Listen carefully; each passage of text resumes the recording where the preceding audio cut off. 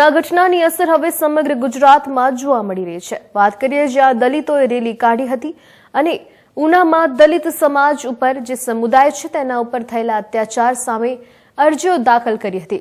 ઉનાની ઘટનાના અમરેલી શહેરમાં પણ ખાસ કહી શકાય અવાજ પહોંચ્યો હોય તેવો લાગી રહ્યો છે। એક રેલીનું આયોજન કરવામાં આવ્યું છે।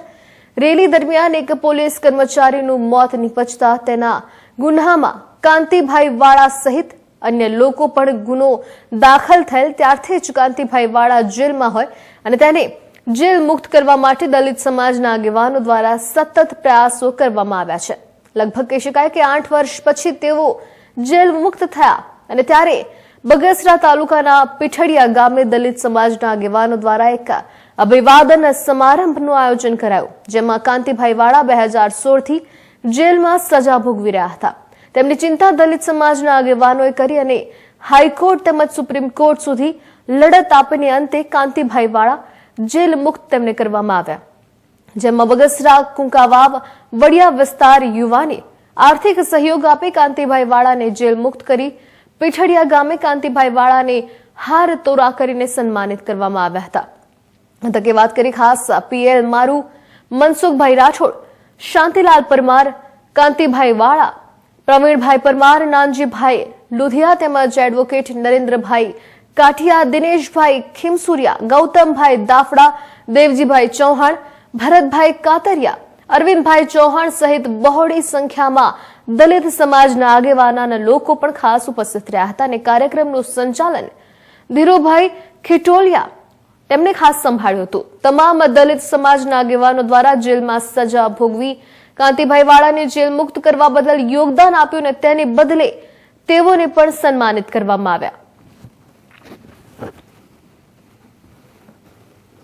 મારું નામ કાંતિ વાળા છે। આમ તો સમાજ મને ઓળખે છે, પણ છતાંય આજે જે અહીંયા પીઠડિયા મુકામે અરવિંદભાઈ ચૌહાણ સરપંચ જે છે, માજી સરપંચ, ત્યાં અભિવાદન કાર્યક્રમ જે થયો છે એમાં ખૂબ આનંદ મને થયો, કારણ કે સમાજની અંદર પહેલ થઈ આવી કોઈ પીડિત અને એક લડાકુ યુવાનનું જે સન્માન થયું, ખૂબ મને આનંદ આવ્યો। અને જે મારો હેતુ હતો આનંદ સન્માન ક્યાં કારણે થયું કે 19/7/2016 એક ઉનાકાંડ બાબતે અમે અમરેલીમાં એક નાની એવી રેલી કાઢી હતી। રેલીમાં જે કાંઈ બનાવ બન્યો, ખોટી રીતે 302ની કલમ કરીને 49 આરોપીઓને અંદર નાખ્યા, એ બાબતે હું જેલમાં હતો અને જેલ મુક્ત કરાવનાર આ જે વડિયા અને બગસરા અને કુકાઓનું ગ્રુપ જે તનતોડ મહેનત કરી સુપ્રીમ કોર્ટમાંથી જે મારા જામીન કરાવ્યા એનો હું આભારી છું। અને 8 વર્ષ દરમિયાન સમાજે મને જે આર્થિક મદદ કરી એને કારણે હું ટકી રહ્યો હતો। સમાજનો પણ હું આભારી છું, કારણ કે મારી સમાજ હાથીના પગ જેવી છે, એટલે સરસ વાત છે। તો આ બાબતે હું સમાજનો ખૂબ આભારી છું અને સમાજે મારા પરિવારને 8 વર્ષ સુધી ટકાવી રાખ્યો અને આર્થિક અને કાયદાકીય જે મને મદદ કરી એ બાબતે ફરીવાર હું સમાજને ખૂબ ખૂબ ધન્યવાદ અને એનો આભાર વ્યક્ત કરું છું। મારું નામ સરવૈયા વસરામ, ઉનાકાંડના ફરિયાદી છું। 2016-11-7ના જે ઘટના બની ઉનાકાંડની, કહેવાતા ગૌરક્ષક દ્વારા અમારા ઉપર જે અત્યાચાર ગુજારવામાં આવેલ, એ અનુસંધાને 19/7ના રોજ અમરેલી મુકામે એક સમાજની એક ખૂબ જ મોટી રેલી નીકળેલી અમારા ન્યાય માટે અને અમને ન્યાય અપાવવા માટે।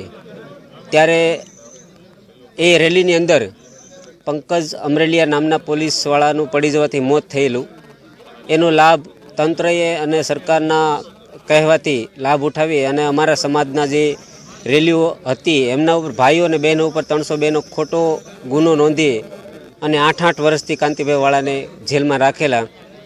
પરંતુ કાયદાને માની અને કાયદાના નિયમ પ્રમાણે અમે સેશનથી લઈ અને સુપ્રીમ કોર્ટ સુધી પ્રોસેસ કરેલી, એમાં કાંતિભાઈ વાળાને જે સુપ્રીમ કોર્ટે જામીન રેગ્યુલર આપ્યા છે એ સત્યમેવ જયંતિ છે। અને કુકાવાવની જે ટીમે અને બીજા સમાજના લોકોએ જેમને સાથ સપોર્ટ આપ્યા છે તેમનો અમે ખૂબ આભાર માનીએ છીએ અને કાંતિભાઈ વાળાને જામીન મળ્યા છે।